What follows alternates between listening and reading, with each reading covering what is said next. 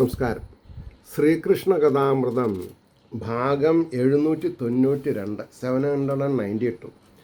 ഓം gum ഗണപതയേ നമ. ഓം some സരസ്വത്യേ സ്വാഹ. ഓം ശ്രീ ഗുരുഭ്യോ നമ. ഓം ശ്രീ രംഗനാഥ ശർമ്മണേ നമ. നാരായണ നാരായണ നാരായണ നാരായണ നാരായണ നാരായണ നാരായണ നാരായണ നാരായണ നാരായണ നാരായണ. ഓം ശ്രീകൃഷ്ണാർപ്പണമസ്തു. ഓം ശ്രീകൃഷ്ണായ പരബ്രഹ്മണേ നമ. ഓം ശ്രീകൃഷ്ണായ പരമാത്മനേ നമ. ഹരേ രാമ രാമ രാമ ഹരേ ഹരേ. ഹരേ കൃഷ്ണ കൃഷ്ണ കൃഷ്ണ ഹരേ ഹരേ. ഓം ശ്രീ രുക്മിണി സത്യഭാമ സമേത ശ്രീ ഗോപാലകൃഷ്ണ സ്വാമിനേ നമ. ഇവിടെ ശ്രീകൃഷ്ണ കഥാമൃതം ശരിക്ക് ഭഗവാന്റെ ഉപാസനാകാന്ഡം എന്നുള്ളതിൽ 53-ാം സർഗം ബാഹ്യവിഭ്രമം നീക്കൽ. അത് 12-ാമത്തെ ശ്ലോകമാണ് പറഞ്ഞു നിർത്തിയത്. അതെന്തായിരുന്നു? ലോകസ്വഭാവമൂർത്തിയിൽ ഉണ്ടാം വൈരാഗ്യം ഏവനും ജന്മമൃത്യുക്കളിൽ ഈ മണ്ണിൽ എന്നും നടപ്പതാം. ജനിക്കാം മരിക്കാം എന്നുള്ളത് അനവരതം അനുദിനം അനുനിമിഷം നടന്നുകൊണ്ടിരിക്കുന്നുണ്ട്. നമുക്കറിയണില്ല. നമ്മളിപ്പോൾ ശ്രീകൃഷ്ണ കഥാമൃതം പറയുമ്പോഴും നിങ്ങളിത് കേൾക്കുമ്പോഴും ഒക്കെ എത്രയോ ആൾക്കാർ ജനിക്കണു, എത്രയോ ആൾക്കാർ മരിക്കണം. അതിൽ അപകട മരണങ്ങളുണ്ട്, അല്ലേ? എന്താ പറയുക, സാധാരണ വയസ്സായിട്ട് അസുഖമായിട്ടുള്ള മരണങ്ങളുണ്ട്. പക്ഷെ എല്ലാറ്റിനും ഒരു കാരണം കാണും. അപ്പം എന്തായാലും സൂക്ഷ്മമാകയാൽ അപ്പോൾ പറഞ്ഞു ജന്മമൃത്യുക്കൾ ഈ മണ്ണിൽ എന്നും നടക്കുന്നുണ്ട്. അപ്പോൾ പിന്നെ നമ്മുടെ വീട്ടിലൊരു മരണം നടന്നാൽ നമ്മളതിൽ ദുഃഖിച്ചിട്ട് വല്ല കാര്യമുണ്ടോ? ഇല്ല. ഇനി അടുത്ത ശ്ലോകം 13-ാമത്തെ ശ്ലോകം. കാൺമീലാകാലവേഗത്താൽ എത്രയും സൂക്ഷ്മമാകയാൽ. നമ്മൾ വാസ്തവത്തെ ശരിക്കും മനസ്സിലാക്കണില്ല. കാരണം എന്താ? കാണുന്നില്ല. കാലവേഗം സമയം പോണത് അറിയണില്ല. നമ്മൾ കഴിഞ്ഞ വിഷുവിന് വിഷുക്കനേട്ടം കൊടുത്തു, ആരും തരാനില്ല. നമുക്ക് എന്നെ സംബന്ധിച്ചിടത്തോളം ആരും തരാനില്ല. ഇപ്പതാ മറ്റന്നാൾ വിഷുവായി, കുറച്ച് ചില്ലറൊക്കെ വാങ്ങി വെച്ചിട്ടുണ്ട്. പറഞ്ഞല്ലേ, ഞാൻ സർവീസിലിരിക്കുമ്പോൾ കണ്ണൂരുകാരൻ ഒരു അങ്കിള് അക്ഷര ശ്ലോകമൊക്കെ നന്നായിട്ട് ചെല്ലും. ഈശ്വരഭക്തി അങ്ങേറ്റ. അയ്യപ്പൻ്റെ ഭക്തനാണ്, സാധുവാണ്.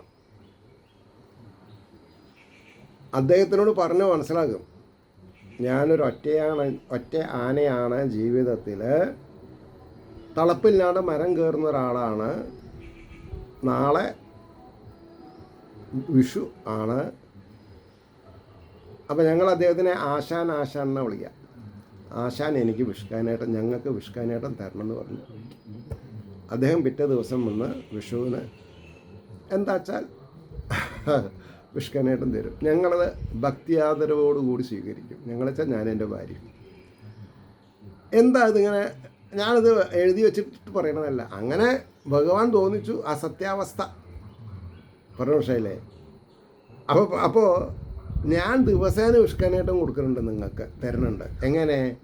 ഭാഗവതമായിട്ടും ശ്രീകൃഷ്ണ കഥാമൃതമായിട്ടും എൻ്റെ കൈനേട്ടം എനിക്കത് മാത്രമേ തരാനുള്ളൂ. അതിന് സാക്ഷി ആരാ? എൻ്റെ ഹൃദയഗുഹരത്തിലുള്ള ചൈതന്യം. അപ്പോൾ കാൺമീല കാലവേഗത്താൽ എത്രയും സൂക്ഷ്മമാകയാൽ കത്തും തിരിയിലെ ജ്വാല നീരൊഴുക്കിന്നെഴും മാതിരി. നീരൊഴുക്ക്, വെള്ളം സർവ്വതാ പോയിക്കൊണ്ടിരിക്കുകയാണ്. അതേമാതിരി തന്നെ കത്തിക്കൊണ്ടിരിക്കുന്ന തിരി, അല്ലെ എണ്ണ കഴിക്കുന്നുണ്ട്, അല്ലേ? വളച്ചിലത്തെ അറിയുന്നുണ്ടോ? നമ്മൾ തിരി കെടുമ്പോഴേ നമ്മൾ അറിയണുള്ളൂ. പിന്നെ ആവാമെന്ന് വിചാരിക്കും. പിന്നെ തിരി കെട്ടാലേ നമുക്ക് തോന്നുള്ളൂ, എണ്ണ ഒഴിച്ചിട്ടില്ലല്ലോ എന്നുള്ളത്. അപ്പോൾ കത്തും തിരിയിലെ ജ്വാല നീരൊഴുക്കിന്നെഴും ഗതി. ഫലത്തിൻ്റെ നിറം സ്വാതെ എന്നിവ മാറുന്ന മാതിരി വയസ്സും ബലവും തേജസ്സോജസ്സും മുതലായവ. മരണം സംഭവിക്കുന്നത് എങ്ങനെയാ? വയസ്സും ബലവും തേജസ്സും ഓജസ്സും മുതലായവ മാറിയിടുന്നുണ്ട് ഭൂതങ്ങൾക്കേതിനും നിമിഷം പ്രതി. ഇത് പറയുന്ന എനിക്കും ഇത് കേൾക്കുന്ന നിങ്ങൾക്കും ദിവസം പ്രതി വയസ്സ് മാറുന്നുണ്ട്, ബലം കമ്മിയാവുന്നുണ്ട്, തേജസ് ഓജസ് മുതലായവ നശിക്കുന്നുണ്ട്. ചിലവർക്ക് കൂടുന്നുണ്ട്. യങ്സ്റ്റേഴ്സിന് കൂടും, ഒരു 35-40-45 കഴിഞ്ഞവർക്ക് കുറയും. അതിനെ ഇടാൻ പറ്റില്ല. അതിനെ സ്വാഭാവികമായിട്ട് ഉൾക്കൊണ്ട് ജീവിക്കാൻ നിവൃത്തിയുള്ളൂ. എന്നാൽ ഉൽപ്പത്തിനാശങ്ങൾ കാണാം വേഗത കാരണം. നോ ചാൻസ് എന്നാണ് എഴുതി വെച്ചിട്ടുള്ളത്. എന്നാൽ ഉൽപ്പത്തിനാശങ്ങൾ കാണാൻ പറ്റില്ല, വേഗത കാരണം. അതേ വെള്ളം അതേ ദീപജ്വാലയെന്നോതിടും വിധം. അതേ വിളക്കാണെന്ന് പറയും, പക്ഷേ വിളക്ക് കുറേ കത്തിക്കഴിഞ്ഞില്ലേ. അതേ ഒഴുക്കാണ്, പക്ഷേ എത്ര ജലം പോയി. പക്ഷെ നമ്മൾ പോയ ജലത്തിനെ പറ്റി അറിയണില്ല, ഒഴുകണ ജലത്തിനെ പറ്റിയിട്ട് നമ്മൾ പറയുന്നുള്ളൂ. അപ്പോൾ അതേ വെള്ളം അതേ ദീപജ്വാല എന്നോതിടും വിധം അവയാകെ അകന്നുള്ളതറിഞ്ഞിടാതെ മഞ്ഞിതിൽ.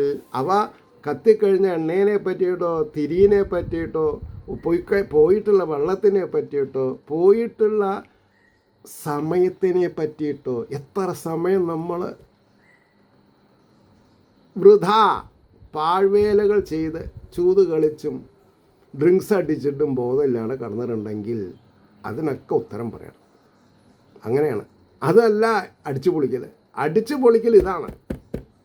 സത്യങ്ങളെ ഉറക്കെ വിളിച്ചു പറയാം.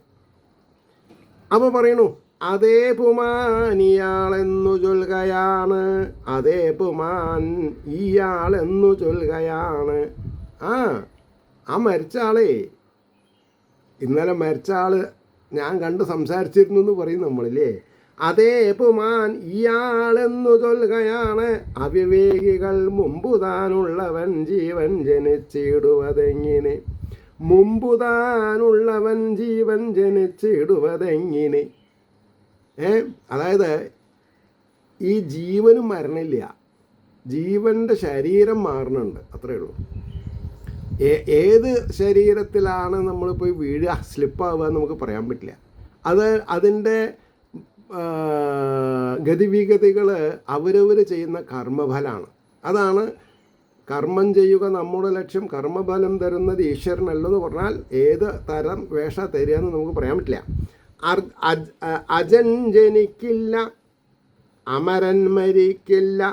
അജൻ ജനിക്കില്ല എന്ന് പറഞ്ഞാൽ ജന്മമില്ലാത്തവൻ ജനിക്കണില്ല, അമരൻ മരിക്കില്ല അല്ലേ. അതുമാതിരി ആ കൽപ്പാന്തം വിളങ്ങിയിടും മഹാഭൂതാഗ്നി കേവലം. ആ കൽപ്പാന്തം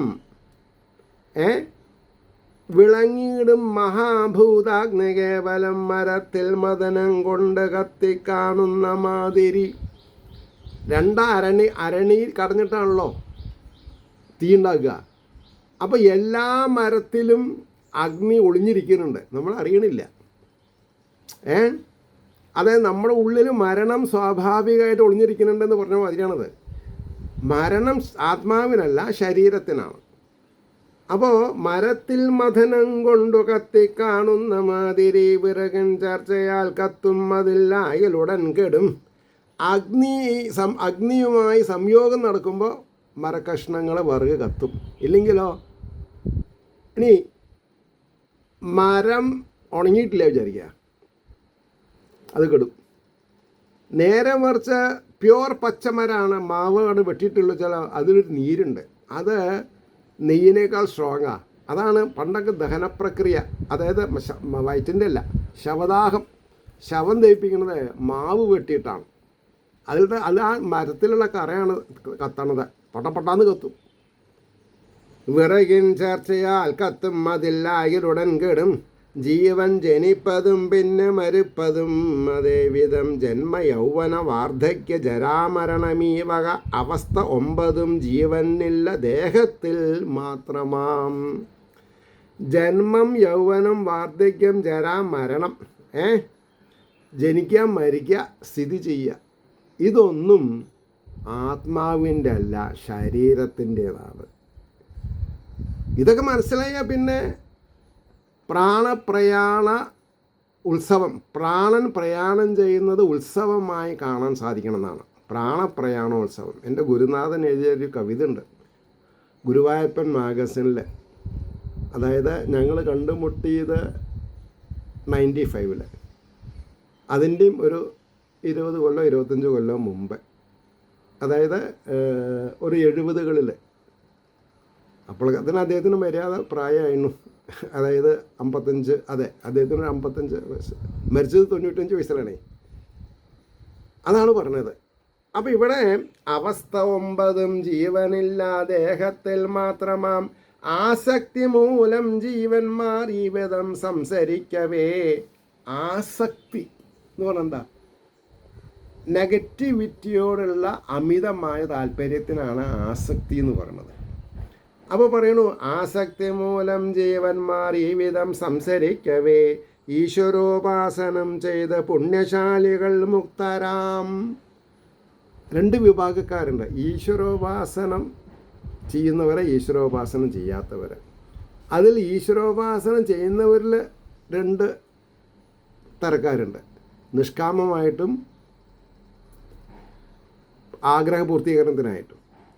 അതിൽ ഉയർന്നവനാരാ? നിഷ്കാമമായിട്ട് ചെയ്യണവനാണ്.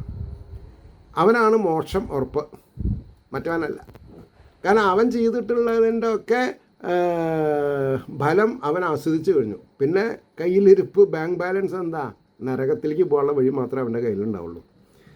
ഈശ്വരോപാസനം ചെയ്തു പുണ്യശാലികൾ മുക്തരാം ദേഹത്തിൽ ജന്മമൃത്യു കളൂഹിക്കാം പിതൃപുത്രരാൽ.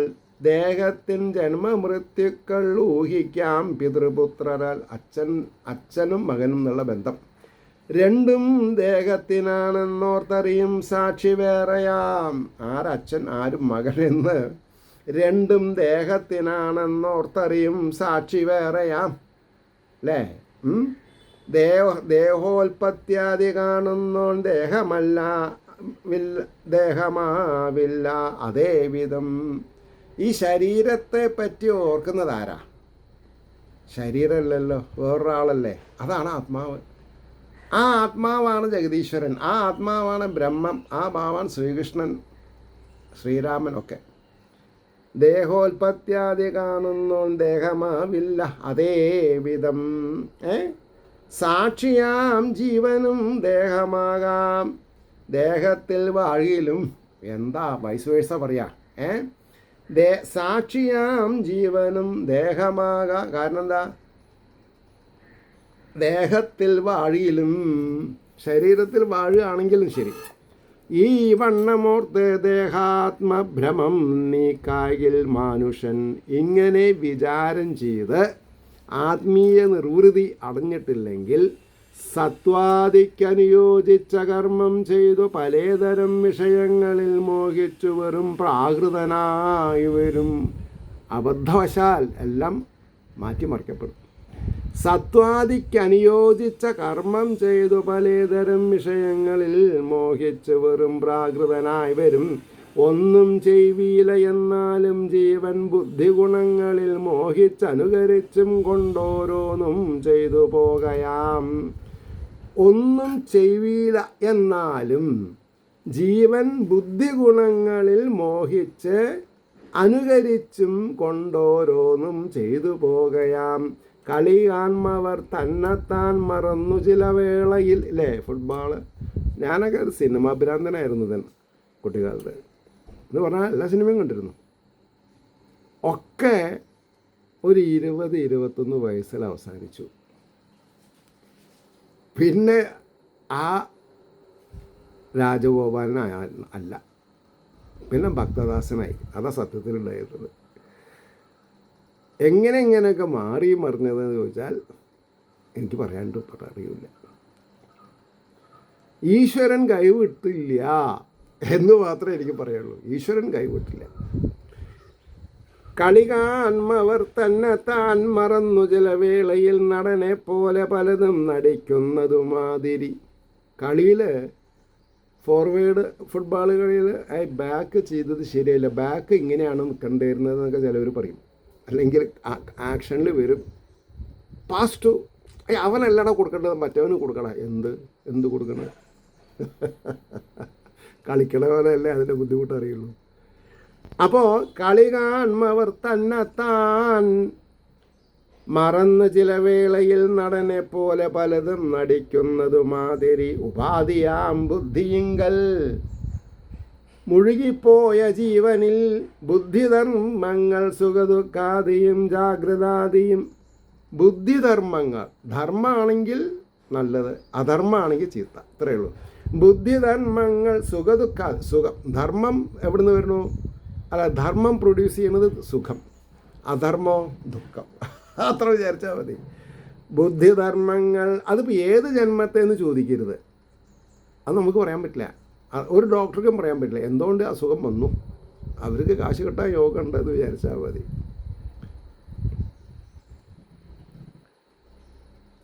എന്നെ സ്നേഹിക്കുന്ന ഒരാൾ എന്നോട് എപ്പോഴും പറയും, 2-3 ലക്ഷം രൂപ എപ്പോഴും കരുതണം കേട്ടോ. എന്തിന്? അല്ല, പെട്ടെന്ന് ആസ്പത്രി വാസം വേണ്ടി വന്നാൽ ആരത്ര വലിയ എമൗണ്ട് തരാമെന്നാ. അപ്പം ഞാൻ അയാളോട് പറയും, ഇന്നേ വരെ എന്നെ ഈശ്വരൻ സഹായിച്ചിട്ടേ ഉള്ളൂ, എനിക്ക് അങ്ങനെ പ്രതിസന്ധി വരില്ല, അത്ര ഉറപ്പിലാണ്. അങ്ങനൊരു പ്രതിസന്ധി വരില്ല. പ്രതിസന്ധി വന്നാൽ അതിനുള്ള വെടിക്കുള്ള മരുന്നൊക്കെ ഈശ്വരൻ എടുത്തു വെച്ചിട്ടുണ്ടാവും. അത്രേ ഉള്ളൂ. അല്ലാണ്ട്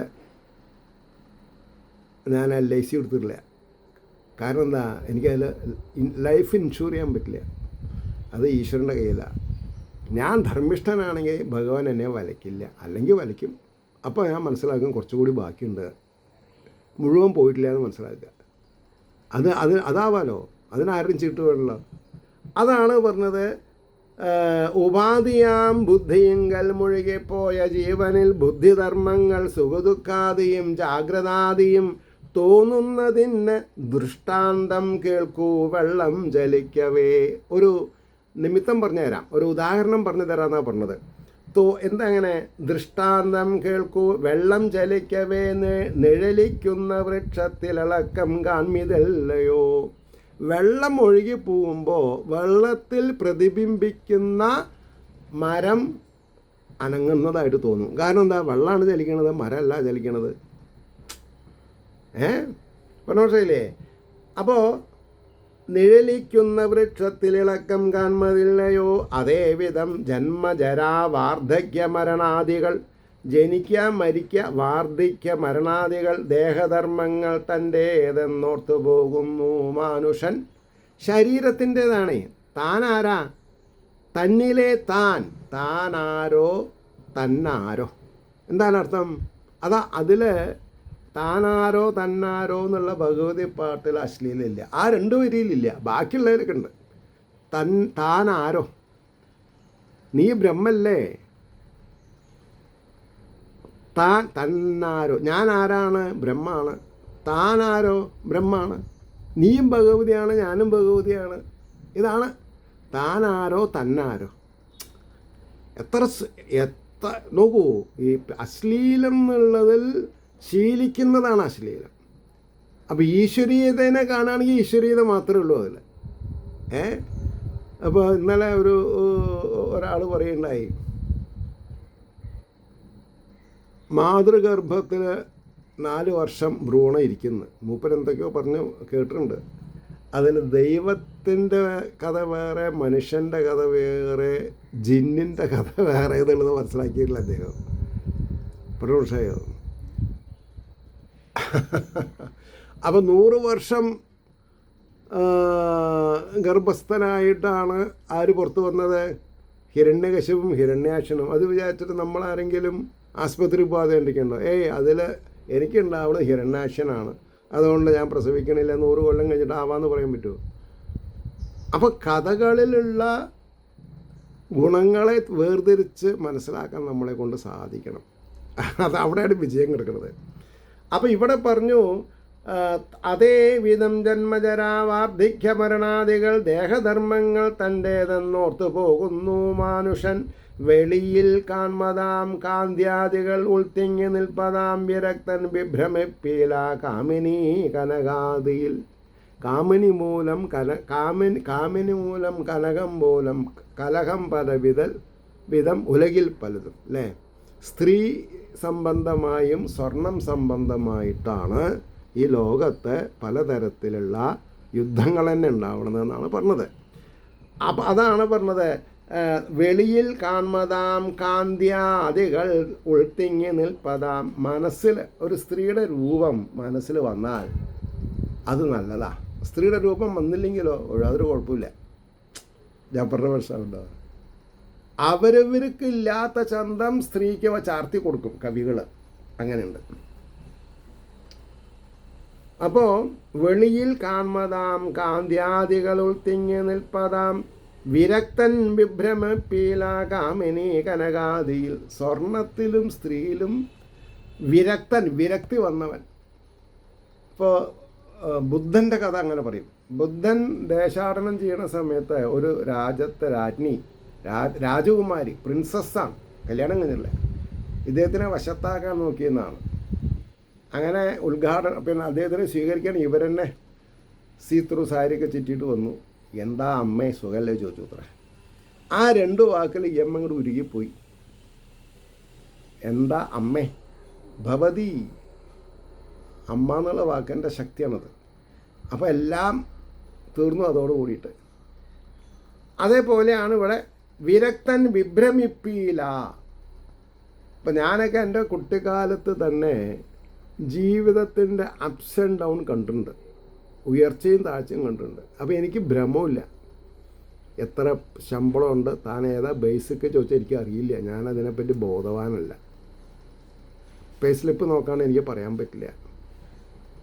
ഇപ്പോൾ തൻ്റെ എന്താ, തൻ്റെ ബേസിക് എന്താന്ന് പെൻഷൻകാർ എന്നോട് ചോദിക്കും. ഞാൻ പറയും ഒരു എമൗണ്ട് വരുന്നുണ്ട് ബാങ്കിൽ.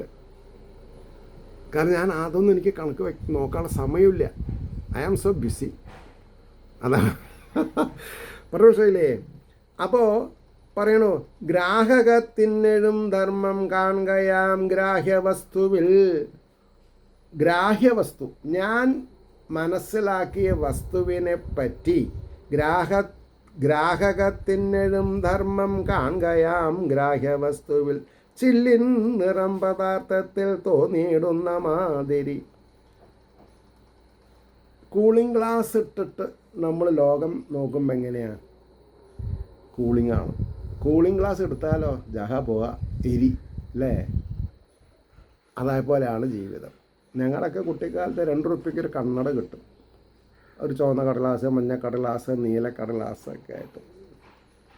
അതേപോലെയാണ് ഏത് ഗ്ലാസ് കൂടെയാണ് നമ്മൾ വസ്തുക്കളെ നോക്കണത് അതായിത്തീരും. അത് ശരിയാണോ? അല്ല. അപ്പോൾ ചില്ലിൻ നിറം പദാർത്ഥത്തിൽ തോന്നിയിടുന്നതു മാതിരി ഭൂമിക്കുമീതേ വട്ടത്തിൽ കറങ്ങിയിടുന്ന കുട്ടികൾ ഭൂമിയാണു കറങ്ങിയിടുന്നതോർക്കും അതേ വിധം. ഭൂമിയിൽ വട്ടമിടും ആൾക്കാർ, വട്ടം കറങ്ങും, തല ചുറ്റി വീഴും. കുട്ടികളുടെ വിചാരം എന്താ, അതാ ഭൂമി എല്ലാം കൂടി എൻ്റെ തലയിൽ വീഴണമെന്ന്. തല ചുറ്റി അങ്ങനെ, തല ചുറ്റുമ്പോൾ കണ്ണടച്ച് ചെരിഞ്ഞ് കിടക്കാനേ പാടുള്ളൂ. കണ്ണ് തുറന്ന് മലന്ന് കിടന്നാൽ ചിലപ്പോൾ ഹാർട്ട് അറ്റാക്ക് തന്നെ വരും. കാരണം എന്താ, ഇതെല്ലാം കൂടി വീഴണമെന്നിട്ട് വരും. കണ്ണാണ് ചുഴറ്റണത്, ഭൂമിയല്ല. ടെറസ് അല്ലെങ്കിൽ റൂഫ് നമ്മുടെ മണ്ടയിൽ വീഴുന്ന എങ്ങനെ വിചാരിക്കണത്, കണ്ണ് ചുഴറ്റും ബാലൻസ് കമ്മിയാകുമ്പോൾ. അപ്പോൾ ഭൂമി കറങ്ങണതായിട്ട് തോന്നും. ഭൂമി കറങ്ങുന്നുണ്ട്, പക്ഷേ അതിപ്പോൾ ഇതിൻ്റെ മുമ്പ് പറയണ്ടേ, കാലഗതി പെട്ടെന്നാവുക കാരണം ഇല്ലേ.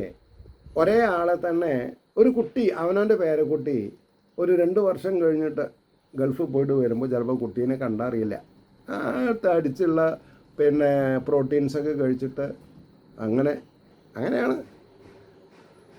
പറഞ്ഞ മനസ്സിലായില്ലേ. ചിലവർക്ക് കണ്ടറിയില്ല. ചിലവർക്ക് ബാല്യത്തിലെ രൂപം തന്നെ വയസ്സാം കാലത്തും ഉണ്ടാവും, ചിലവർക്ക് അതുണ്ടാവില്ല, വ്യത്യാസം ഉണ്ടാവും. ഭൂമിക്കുമീത വട്ടത്തിൽ കറങ്ങിയിടുന്ന കുട്ടികൾ ഭൂമിയാണു കറങ്ങിയിടുന്നത് ഓർക്കും അതേവിധം ഋഷിയാം ഞാൻ ദേവനാം ഞാൻ അന്തര്യാമിയിൽ ഈ വിധം തോന്നലെല്ലാം മനസ്സിൻ്റെ വെറും ഭാവങ്ങൾ മാത്രമാം. എന്താ പറഞ്ഞത്? ഞാൻ ഋഷിയാണ് എന്നൊരാൾ പറയാണ്, ഞാൻ ദേവനാണ്, അന്തര്യാമിയിൽ ഈ വിധം തോന്നലെല്ലാം മനസ്സിൻ്റെ വെറും ഭാവങ്ങൾ മാത്രമാം. അപ്പോൾ നിർത്താം. ഏവർക്കും ശ്രീഹരിയുടെ അനുഗ്രഹാശിസ്സുകൾ നിർലോഭം ഉണ്ടാവട്ടെ എന്ന് പ്രാർത്ഥിച്ചുകൊണ്ട് വാക്കുകൾ ഉപസംഹരിക്കുന്നു.